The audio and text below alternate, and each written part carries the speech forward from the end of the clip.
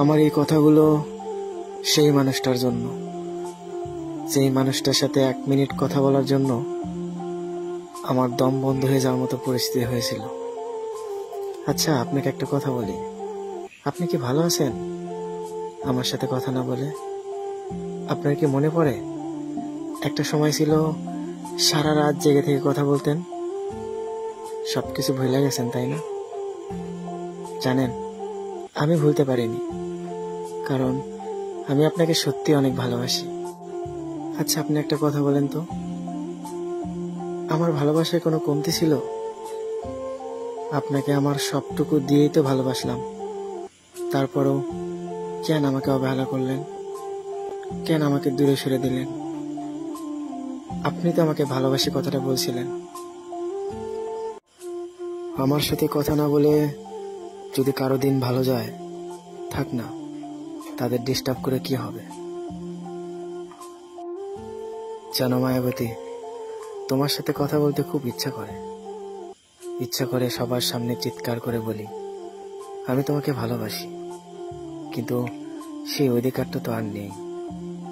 জানো, তোমার কথা যখন বেশি মনে পড়ে, গ্যালারিতে গিয়ে তোমার দেওয়া ছবিগুলো দেখি আর বারবার ভাবি এই মানুষটাকে এত ভালোবাসলাম, তার জন্য কি না করলাম, তার জন্য কত মানুষের কাছে অপমান হইলাম, নিজের পরিবার ছাড়লাম, অথচ সেই মানুষটাকে ধরে রাখতে পারলাম না। জানো, তোমার জন্য এখনো রাত জাগি, তোমার কথা মনে করে এখনো কান্না করে বালিশ ভিজাই, কিন্তু এই কথাটা তোমাকে কোনোদিন বোঝাতে পারলাম না। আমি আমার ভালোবাসা মানুষের কাছে সস্তা কেন জানেন? কারণ তার যোগ্যতার থেকে আমি বেশি ভালোবেসে ফেলছি, এই জন্যই আমি তার কাছে সস্তা।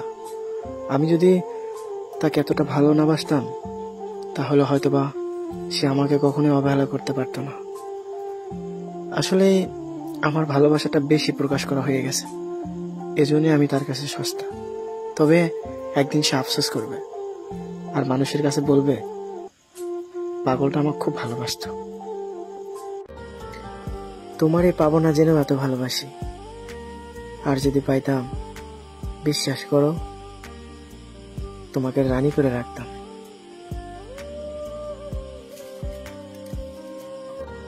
আচ্ছা, আমি কি সত্যি সত্যি আপনার হারাইলাম? এই কথাটা ভাবতেই কেন জানি দম বন্ধ হয়ে আসে। আপনাকে তো আমি কম ভালোবাসলাম না,